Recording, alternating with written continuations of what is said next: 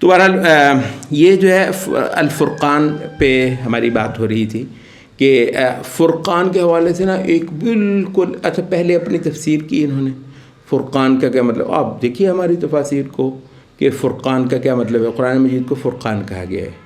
اچھا غزوہ بدر کو جس دن ہوا ہے اس کو یوم الفرقان کہا گیا. حق اور باطل کے اندر فرق ہو گیا ہے سارے جہان کو, کیونکہ ایک بڑی دیر سے رسول اللہ صلی اللہ علیہ وسلم کر رہے تھے کہ تم پر عذاب جو ہے وہ اترنے والا ہے. بدر جو ہے خدا کے عذاب کا کوڑا تھا جو ان پر برسا, اور وہ جو مسئلہ وہ جو پیش گوئی کی جاتی تو اس کو فرقان کہا ہے. تو اب یہ انہوں نے وہ ایک تفسیر کی اپنے فرقان کا مطلب یہ ہے ایسی کسوٹی جس پر حدیث کو بھی پیش کیا جائے گا انشاءاللہ. فرقان ایک ایسی کسوٹی ہے کہ صرف عربی مبین ڈکشنریوں سے جو اجمی لاہور میں گجرانوالہ میں ساہیوال میں بیٹھے ہوئے اجمی جو ہیں وہ ڈکشنریاں پکڑ کر قرآن مجید کی عربی مبین سے مدد لے کر کچھ معنی قائم کریں گے اور اس کو کہیں گے کہ یہ قطعی معنی ہیں قرآن مجید کے.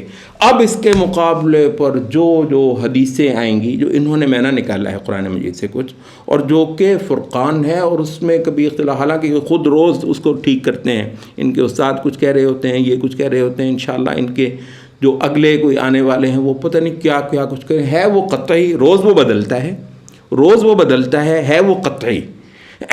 ٹھیک ہے.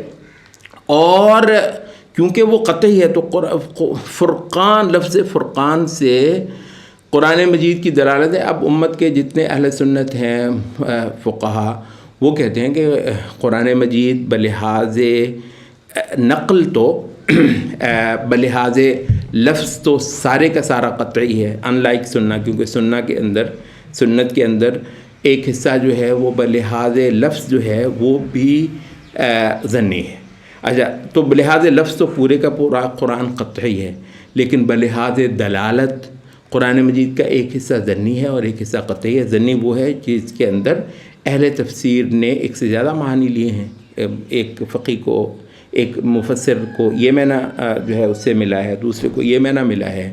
تو جہاں ایسا ہو تو ہم نے کہا کہ یہ دلالت اس کی ظنی ہے, لفظ جو ہے وہ اس کا قطعی ہے. اور اس وجہ سے ہمارا وہ جو ہے وہ جو پورا ایک تفسیری عمل ہے وہ ہم اس کو سارے کو ہی ویلڈ کہتے ہیں. تو انہوں نے کہا کہ اچھا قرآن مجید کے الفاظ کا اس معنی میں جو یہ لیتے ہیں قطعی ثابت کرنا, اور اس کے اوپر پھر حدیثوں کو کوئی اہمیت نہیں ہے, صحابہ کے فہم کو کوئی اہمیت نہیں ہے, کیونکہ ڈکشنریاں لگا کر جو عربی مبین کے روٹ سے قرآن مجید کے کچھ معنی انہوں نے طے کر دیے ہیں. اب صحابہ کون ہوتے ہیں اور خود رسول اللہ صلی اللہ علیہ وسلم بھی کون ہوتے ہیں, تو ہر شے کو قرآن مجید پر پیش کیا جائے گا ان کے فہم کے ساتھ, اور وہ ایک کسوٹی ہے. اس پہلے میں یہ پہلے خود یہ تفسیر کر لی خود ہی, اور اس کو بھی ظاہر ہے کہ انہوں نے قطعی سمجھنا تھا, جو بھی یہ تفسیر کریں گے وہ قطعی ہوتی ہے.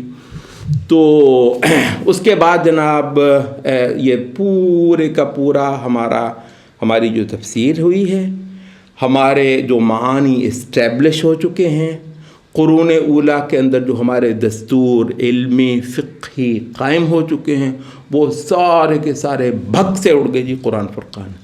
تو مطلب ہم یہ کہتے ہیں کہ یہ خود تفسیر بذات خود ایک محدث تفسیر ہے, کوئی وہ نہیں ہے. ہماری تفاسیر کو تو ہم یہ کہتے ہیں کہ اثبت العرش ثم انقش, پہلے ایک چیز کو اسٹیبلش کرو پھر اس پہ جو ہے نا وہ ہمیں پکڑ کرو. تم نے جو تفسیری کی ہے نا لفظ فرقان کی, وہی ایک بالکل عجیب و غریب تفسیر ہے, اس کا ہی کوئی ثبوت جو ہے وہ نہیں ملتا ہے. ہاں اگر ہمارے سارے سلف نے وہ تفسیر کر لی ہوتی پھر ہم کہتے ہیں جی ٹھیک ہے, اس پر آپ ہمیں پکڑیں بھی اور ہمارا مواخذہ بھی کریں. تو بہرحال یہ ہے سورۃ الفرقان کہ جس کا جو اصل ریفرنس ہے وہ یہ ہے کہ یہ روئے زمین پر انشاءاللہ قیامت تک کے لیے حق اور باطل کے مابین تمیز کرانے والی, باطل کے اندھیروں کو چھانٹ دینے والی, جاہلیت کو یہاں سے روپوش کروا دینے والی, اور اللہ کا صحیح تعارف, زندگی کے مقصد کا صحیح مطلب اور صحیح مقصود, اور جو بڑے معانی انسان کی ضرورت کے ہیں, اتنی اعلیٰ سطح پر یہ کتاب ان کو کھولے گی اور ان کو بیان کرے گی اور بات کو سرے لگائے گی. فرقان بات کو بالکل سرے لگا دے گی. اس کا ریفرنس کیا ہے کفر اور شرک کا، اس کا ریفرنس کیا ہے حق اور باطل کا اور غلط اور صحیح کے جو پیمانے انسانیت کے پاس پائے جاتے ہیں، اس میں اب یہ ایک پیمانہ جو ہے وہ آ گیا ہے. اور یہ اللہ کے بندے پر نازل ہوا علی عبدہ، اللہ کے محمد صلی اللہ علیہ وسلم. یہ بالکل وہی اسلوب ہے جو سورۃ الکہف میں الحمدللہ الذی انزل الکتاب علی عبدہ، انزل علی عبدہ الکتاب. تو یہاں پر تبارک الذی نزل الفرقان علی عبدہ، وہاں حمد اللہ کی اس کتاب کی تنزیل پر، اور یہاں اللہ کا بڑا ہونا، اس کا بہت بلند ہونا. اللہ شان والی ہے وہ ہستی جس نے یہ مہربانی فرمائی کہ روئے زمین پر حق اور باطل کو چھانٹ دینے والی ایک شے اپنے بندے پر اتاری، اور اس کے بل بوتے پر اب یہ تمام جہانوں کو خبردار کرنے کے لیے اس کو یہ ذمہ داری سونپی جا رہی ہے.